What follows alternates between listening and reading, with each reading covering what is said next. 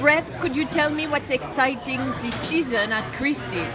Well, we have two major works that we're selling, which are truly exemplary of what we really are looking always in our sales, the top quality, the rarest objects, the most beautiful objects. In the Impressionist and Modern field, we have a Monet haystacks, one of the last actually that's in private hands. All the other haystacks of the series are in museums. Extraordinarily beautiful.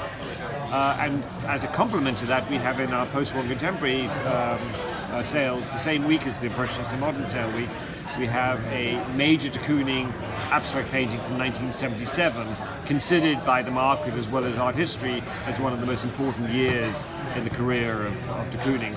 And both these paintings come in with an estimate in the range of $40 million, $45 million, and we're expecting both of them to transcend the marketplace at the moment because these are the two top prices out there. Sotheby's have a Munch, similarly priced, but then the next price down is in the 20s. So we're seeing this time a smaller number of these true masterpieces in terms of value, although we've got some wonderful masterpieces in the lower value points. But these very high value points, it can be a fantastic way of bringing collectors together for both the de Kooning and the Monet. What about volume? Is there as much painting as last season, or? No, I mean, we're seeing two things that are affecting the market. First of all, there's no big estates. There are some smaller estates, but we're not seeing $300 million estates that we've seen in the past, a Talman estate or whoever it might be. So that's one thing it's just the circumstance of the market. The other aspect is we're certainly seeing that people are holding back. There's the same amount of buyers, and actually probably more buyers coming into the market at the moment, but there's a hesitancy on the part of sellers to sell because they have high expectations and they don't want to go with low estimates that are a very important part of driving prices to the highest level. Part of our strategy is to have works that come for sale with very realistic estimates that create competition, not having a situation of very high estimates which only then sell to one or two people. And people don't necessarily want to take that kind of mentality of risk. So we are in a transition period in a way for prices, right? Not a crisis. In terms of prices. Yeah, I mean we're in a period of where it's a very strange imbalance.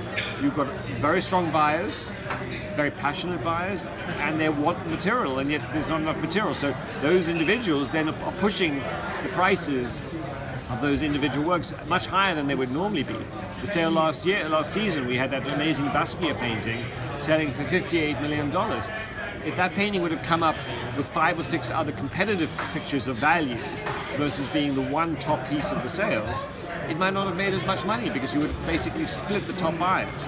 Here, all the top buyers are focusing on 2 or 3 objects. You know, it's a very different kind of marketplace to where it was in May 2015 when we had so much volume. We had curated sales, we had large impressionist sales, large poster sales. How many top buyers is there? How many top buyers? Depends with the price point. Top buyers, if you're talking about pictures above $40 million, they're probably active at the moment between 200 and 300 people. That's a lot, right? Yeah. But if you look at how many objects, if you go to 2015, how many objects were priced above $30 million? There'd be at least maybe 5 to 10 objects coming to market in 2015, which were priced in that level. So if each object, you would see collectors moving. If they didn't get an object, they go to the next picture.